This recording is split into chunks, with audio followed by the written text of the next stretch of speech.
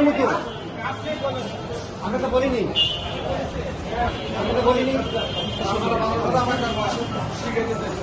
বিপদের সময় আমি ছিলাম, একমাত্র আমি মুখ করছি কলমের বিপদের সময়।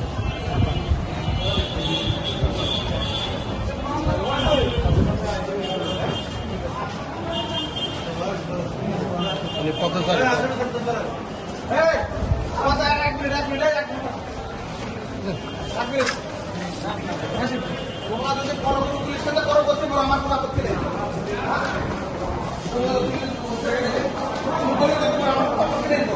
আমাদের